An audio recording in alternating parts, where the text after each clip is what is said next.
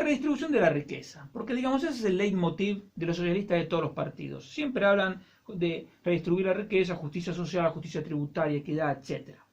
En todos los casos, siempre cuando un socialista le pone social a otra palabra, quiere decir que le va a quitar dinero a uno para dárselo a otro. El problema no es solo que viola el derecho de propiedad, sino que además esas transferencias de riqueza solo se pueden hacer de manera violenta. ¿Y por qué subrayo la palabra violenta? Porque si tú no pagas los impuestos vas a la cárcel.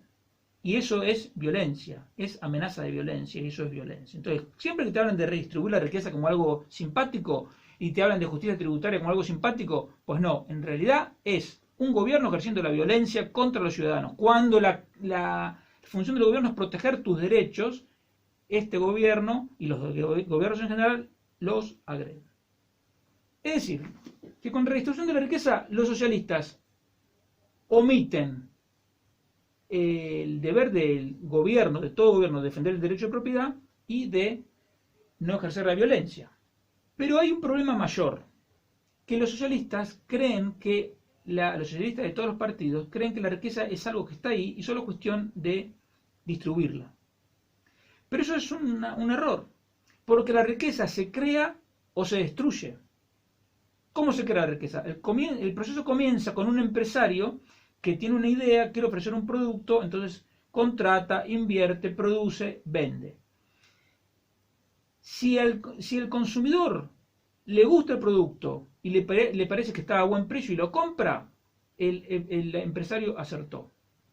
Si el consumidor dice, pues no me gusta este producto o me parece un poco caro y no lo compra, entonces el empresario falló. Si el empresario acierta, se creó riqueza. Si el empresario no acierta, se destruye la riqueza. La creación de riqueza es un proceso continuo y todo el tiempo los empresarios están corrigiendo errores para acertar en la mayor medida de lo posible. Por eso no hay nada como una riqueza dada que haya que repartir.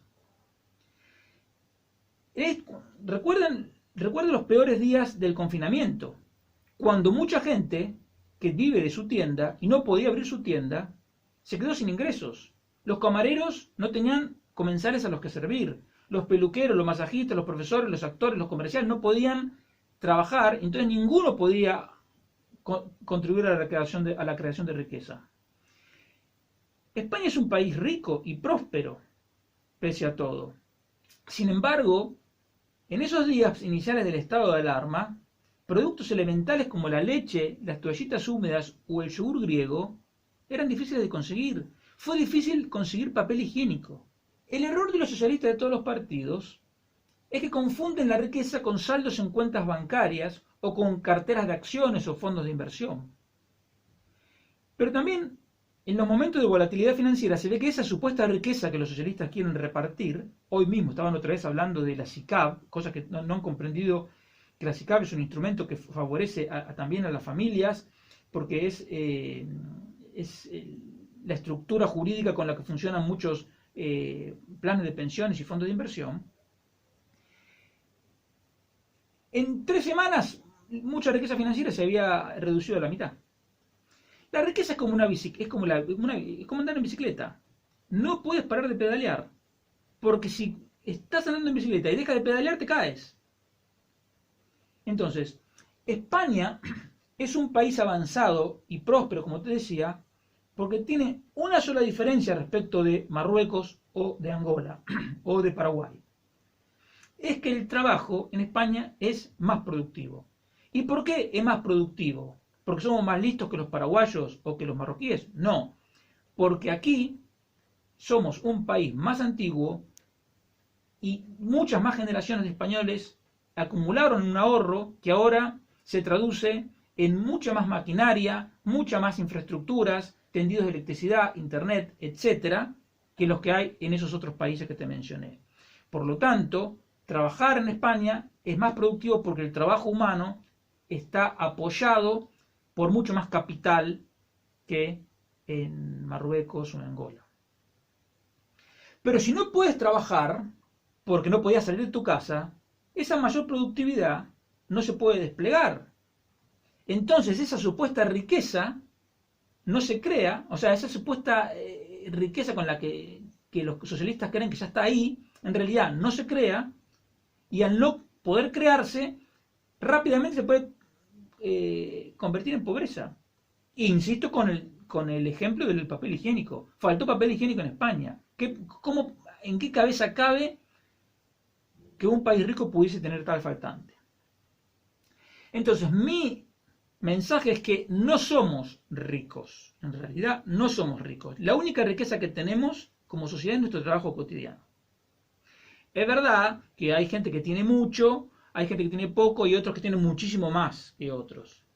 Pero en cualquier caso, tengas mucho o tengas poco, si la riqueza se deja de crear, es decir, si se deja de trabajar, aún la mayor riqueza se acaba consumiendo. Tú puedes ser Paris Hilton, pero si solo te dedicas a ir a fiestas, fiestas y fiestas, un día esa riqueza se te acaba. O la terminas tú, o tus hijos, o tus nietos, pero se termina. Entonces la obsesión por redistribuir la riqueza puede acabar siendo un reparto de migajas. Mira, por ejemplo, los cubanos. Ahí te pueden decir que la riqueza está bien distribuida, claro, porque son todos pobres, excepto los jerarcas y sus amigos, todos los demás son pobres. Y cualquier persona que haya estudiado el tema de la distribución del ingreso sabe eso, que los países que tienen el ingreso distribuido de manera más equitativa, en general, es porque son pobres. Entonces, ¿cuál es la principal lección que tenemos que sacar de esta crisis? Pedro Sánchez dijo en el Congreso que la principal lección es que tenemos que reforzar el estado de bienestar, es decir, subir los impuestos. Pero yo creo que está totalmente equivocado. La principal lección es que si no podemos trabajar, todos nos podemos empobrecer rápidamente. Y en lugar de querer redistribuir una riqueza que no existe, si antes no se crea, la prioridad de cualquier gobierno debería ser dar incentivos para invertir y trabajar, es decir, incentivos para crear riqueza. No castigar con excesivos impuestos y cotizaciones, alentar la inversión reduciendo el impuesto sobre sociedades, como digo siempre, quitar trabas y regulaciones innecesarias, por ejemplo, a todos los que quieren trabajar con Uber, Cabify, Airbnb, todo eso que a todos les hacen la vida imposible. En definitiva, quitar trabas a la creación de riqueza. Si al menos una parte de los 10 millones, porque claro, nosotros tenemos un gobierno sanchista-leninista porque 7 millones votaron a Pedro Sánchez y 3 millones votaron a Pablo Iglesias. Entonces, yo creo que la gran parte de esa gente es gente de buena voluntad, seguramente un poco ingenuas, porque creyeron a estas dos personas, pero yo digo, si alguna parte de esos 10 millones de personas entienden con esta crisis que no hay riqueza, sino que hay que crear riqueza, no digo que esta crisis habrá merecido la pena, pero por lo menos le habremos sacado algún provecho.